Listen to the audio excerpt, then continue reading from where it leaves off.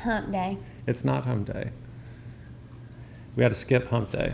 Oh, yeah. Today is Thursday. Because you messed it up. I did mess it up.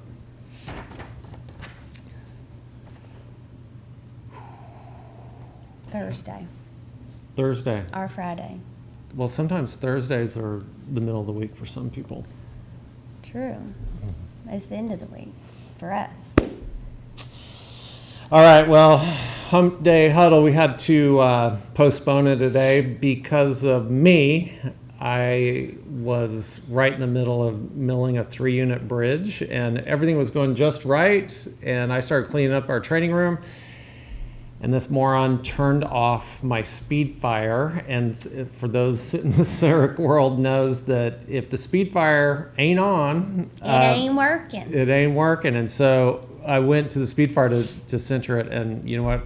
It wasn't there. So it put us about an hour behind, and it ran into our Hump Day Huddle. So anyway, we had to move it to Thursday, and we're calling this Thirsty Thursday. Yeah. So what are you drinking in your cup? Probably something. I'll never tell. Never tell. But hey, we got an extra bridge if anybody. I do have an extra bridge. And one thing I think we do really well is whenever we have a mistake like this, whatever, we keep them. Yeah. And where do you put them? We're in a little jar. You know, I use them actually when I'm talking to patients and explaining to them anything. I mean, we've had electricity go off in the middle of milling an EMAX crown, and so it's kind of half milled. And so it's a really cool thing to show the patient. So, I mean, might as well save it. Might as well save it. Yeah. And this 3-unit bridge, we're going to leave it on the post. Yeah. And the funny thing about this is like when you take zirconia and you say, "Here, hold this." Like, feel how heavy that is. Yeah, they're like, "Oh wow, it's so heavy." Yeah. They don't know. They've never held it ever, but you got something to show. So make something positive out of something negative. But that 3-unit bridge went right in. We didn't adjust one place. No adjustment. Didn't so adjust anywhere. It did make up for it. Yep. All right, so we had a drawing for the winner of our EMAX CAD. So we're going to give that out to Nomi Mujahid. I think that's how you say your name. We'll get it sent out to you. We'll message you on Facebook and get your address and send it off to you. So a sleeve of EMAX HT-A2 coming out your way.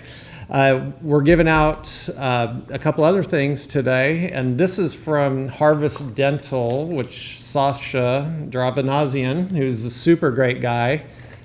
Awesome people. He's one of the best guys in dentistry. Yeah. Would you not agree? I agree totally.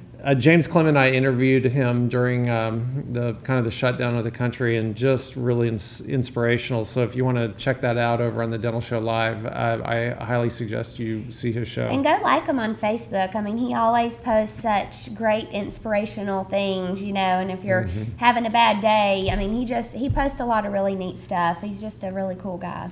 Yep. So you'll find him at Harvest Dental, and he's always sponsored our courses here in Austin, and we're grateful to that. And so he makes one of the coolest products, and it's a PEG material, which you wouldn't think that, well, that's so great, but his works out so well. One, his packaging is brilliant, but two, it doesn't leave residue inside the crowns. So no, I was reading something when I was looking through his brochure.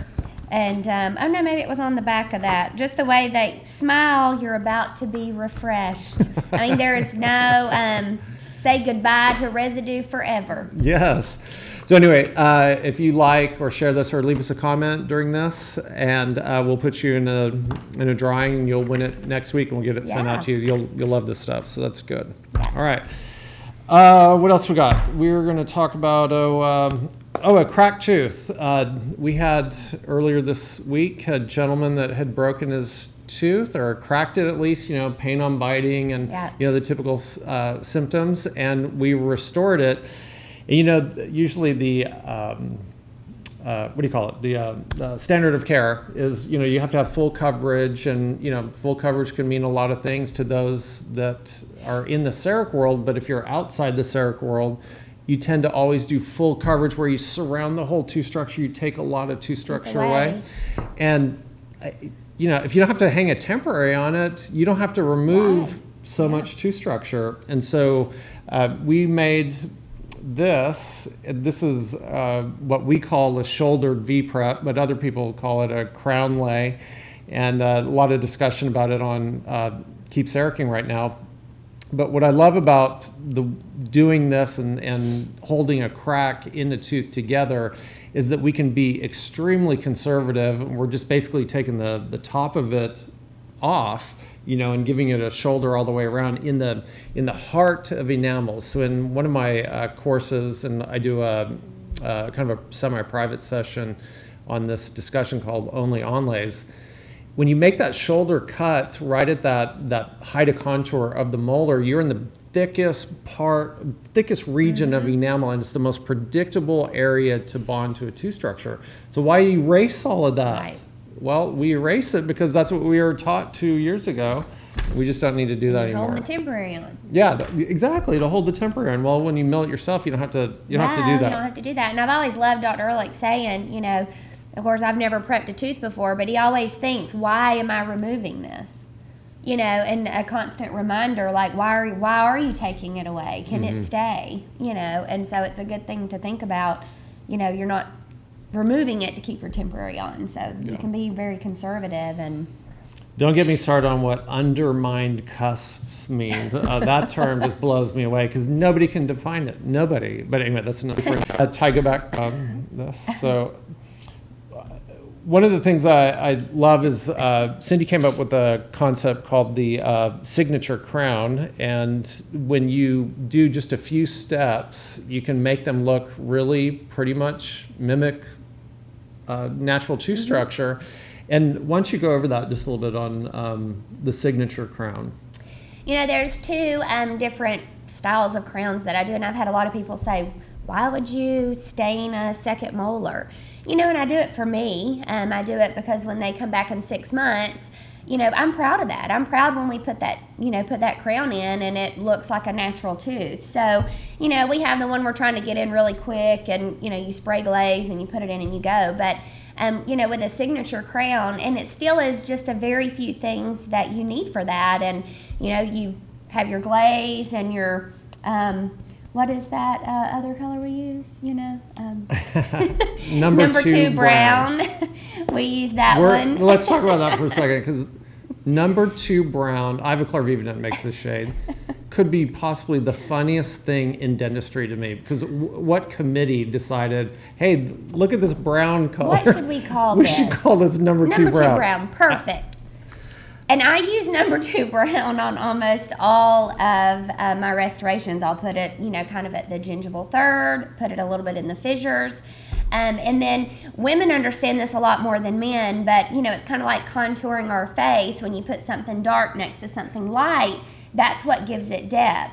So we use a lot of fluo also to put next to the number 2 brown. And then that's what kind of gives it the depth. But it looks awesome, and it really does not take that long to just spend a couple of minutes and kind of jazz up your restoration where it looks really good. If I could make any request to Ivoclar Vivadent, don't change the name of that. Do not change the name of it, because I get the He's biggest... like a 12-year-old boy every time we teach a class about stain and glaze. What color is it, Cindy? What color is this? What color is It's this? the funniest thing Number 2 ever. brown. All right, so anyway, if you check out Digital Enamel TV, we have we have multiple videos just on staining glazing. In fact, one of them is an hour and a half long, where we go into great detail on probably the most important thing when it comes to characterizing your restorations, and that's how to mix glaze and how to mix the stains. So check that out. I did produce 2 new videos last week on DETV. It's a summary on how to do a one-visit cosmetic makeover, and so check those out as well. We have, what else we got? I think we're might be wrapping. I did want to mention that I also added another day for CEREC ACEs. Yes. So I had a class on December 5th, and then I've actually added Friday the 4th. So if you have any assistants, or if you are an assistant and you want to come to that, just send me an email at cindy@digitalenamel.com, and we can get you signed up for that. Yeah, and I forgot to put on our paper. One other thing in the CEREC news is that the 512 came out with another update. It's a materials pack. So when you open your CERC program, you may see it. It's not a new part of the software. It's just adding more materials for your use. And so if you have a question about that, my email is cindy@digitalenamel.com. All right, sorry we're on Thursday, but we will see you we may not see you next week. That's Thanksgiving weekend. I don't know. We'll have to see how that works out. We'll wing it. Maybe we're on Tuesday. Maybe we'll eat a turkey leg during Hump Day Huddle. Let's do it.